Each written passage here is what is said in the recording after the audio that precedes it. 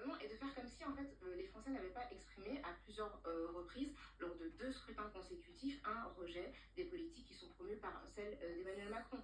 Après, il joue aussi du fait que les institutions lui permettent aujourd'hui s'exprimer de cette manière-là. Peut-être bien rester comme ça pendant plusieurs semaines, sans qu'il y ait, je veux dire, à part si demain dans la rue, voilà.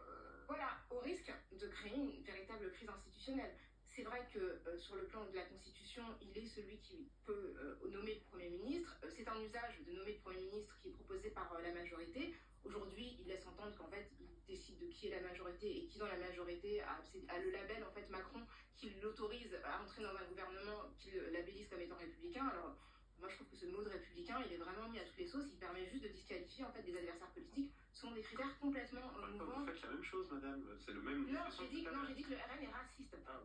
Voilà. Mais donc c'est aussi un mot. C'est aussi un mot valise oui, que vous ne payez jamais et qui vous permet de Et j'ai dit que le RN a été créé par des nazis. Je peux vous rappeler que Jean-Marie Le Pen a été impliqué dans la torture en Algérie de ses mains. Je connais votre argumentaire. Voilà, c'est pas mon argumentaire, ce sont des argumentaires d'historiens. Je vous renvoie vers l'excellent livre. Premièrement, c'est faux.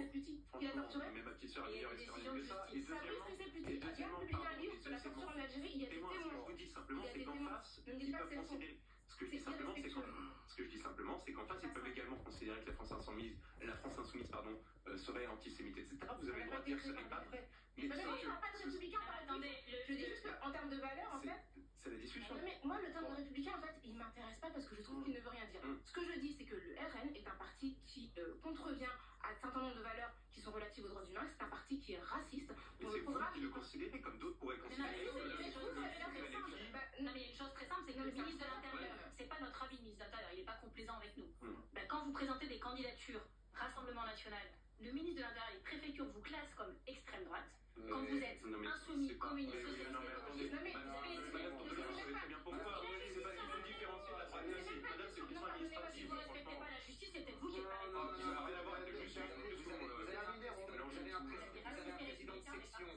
Vous avez un président de section qui est un idéologue politique. Ah voilà, c'est pareil. Oui, qui est au Conseil d'État et qui, en effet, a collé cette étiquette. Vous ne connaissez pas la justice. Mais surtout, pour être très honnête,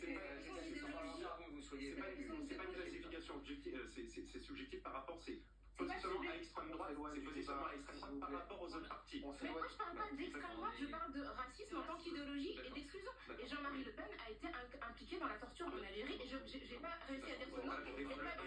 On va avancer, je veux juste terminer. Il y a un historien qui s'appelle Fabrice Riceputi qui a publié un livre qui s'appelle Le Pen et la torture. Il y a des témoins vivants qui ont subi